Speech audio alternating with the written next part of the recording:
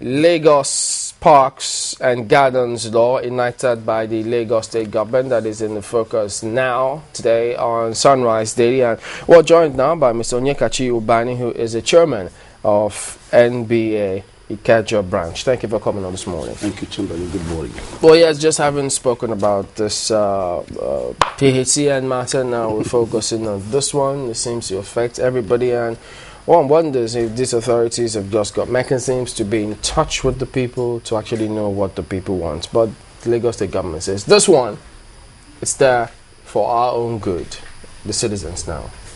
You read about this law? Yes, I have.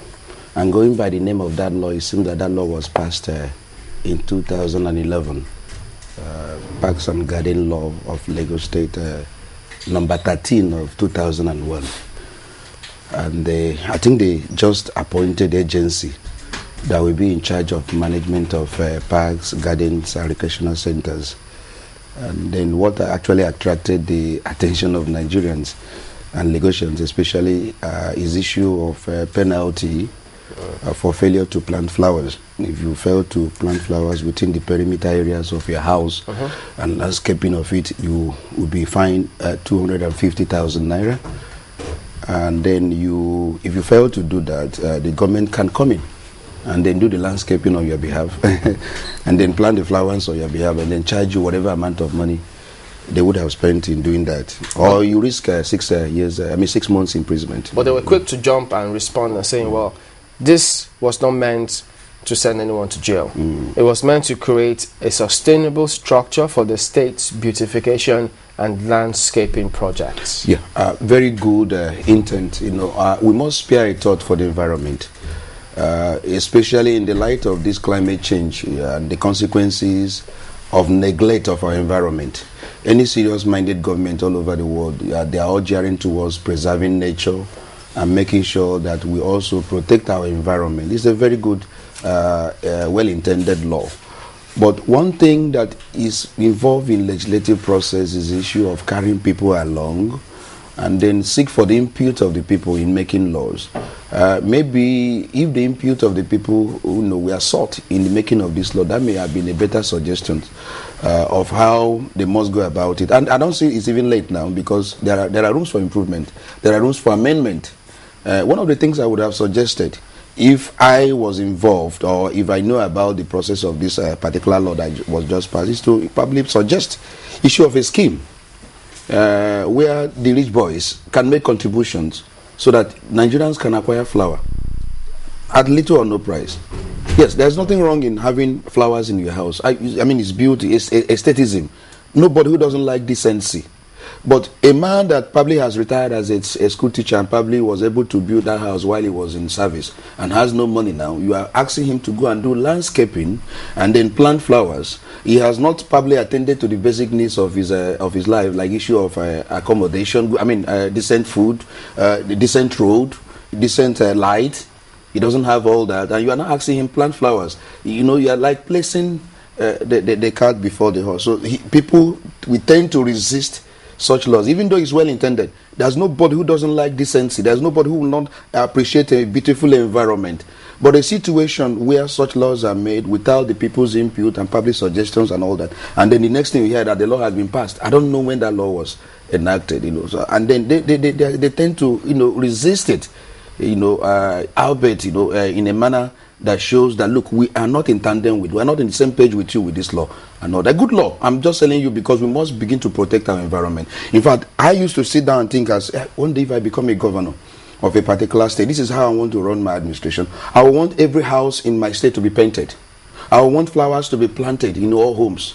But in doing that, I must establish a factory that manufactures paint that will make it easier for people to buy the paint and paint their houses. I must also probably enter into negotiation with those who sell flowers so that these flowers can be gotten at a cheaper rate so that people can plant flowers. We all like decent environment. You go to UK, you go to South Africa, you see there is no house you pass through. You don't see flowers and trees. It makes for decency. So it's a good law. But the point is that the penal clause and all that thing that's supposed to be taken care of now if government is listening, if we suggest to them, they can go ahead and amend that law in order to reflect our own wishes and aspirations. One thing we don't even, we're not sure of, we can't say for sure if those countries, those beautiful places you've seen elsewhere, if there is a law asking them to do all of that, can't we stay off this lawmaking issue and see if we can actually bring in that culture into the people so that they too can start doing all of that? If you say sometimes it needs some kind of enlightenment, yes.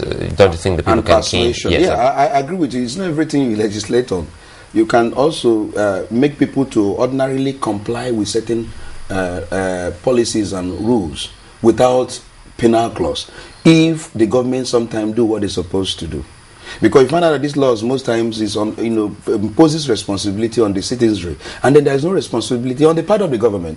I mean, I'll be happy to wake up one morning and see government enacting a law saying, if I fail to tar this road, I should pay a fine of maybe 1 million to the treasury, in order to show that we are on the same page with you also. Not necessarily every time legislation against the people, always against the people. Government is also sharing away from their own responsibility of enacting laws that imposes responsibility upon them. Now, what stopped that law from saying the government must also tar the roads?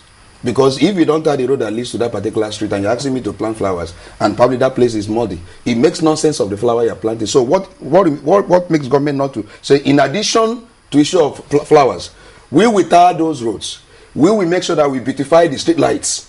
Because it's about patriotism, about beauty, about decency. So you tar the road, you put street light, and then the man now complements the effort of government by planting flowers. It makes a very decent environment.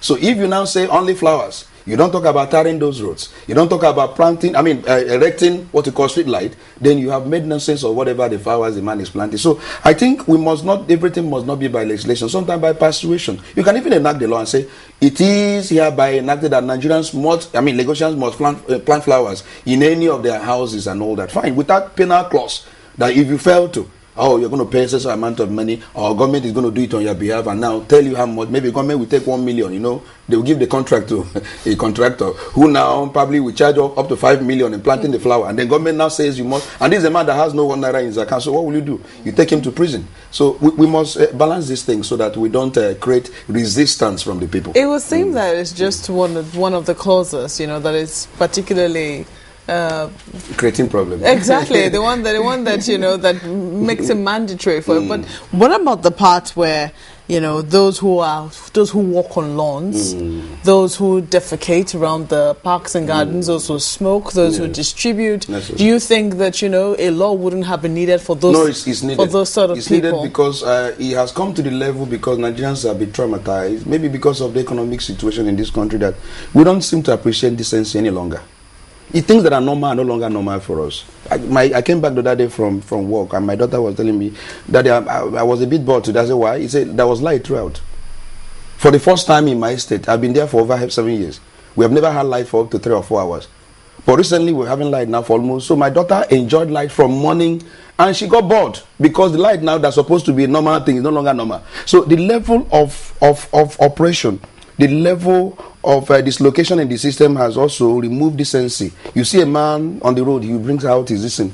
I'm beginning to, urinate, because we're no longer reasoning like human beings and all that. So such laws are needed. Now, this particular clause has taken off the shine that law. It's a good law, especially you have to walk on walkways and not on the lawns. But Nigerians, we usually observe the law in breach. So it is important we make such laws penalizing people who ordinarily should walk on the walkways. They now prefer to walk on the lawn, so you penalize them.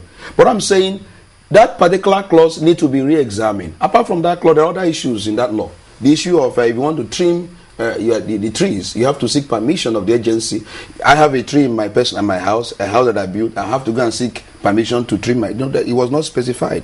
And then the issue of paying fees for usage of recreational centers. For God's sake, when you go to UK, you see recreational centers all over the place. People go there willingly, freely, and they enjoy themselves. Now I'm talking about, why would you not be paying fees?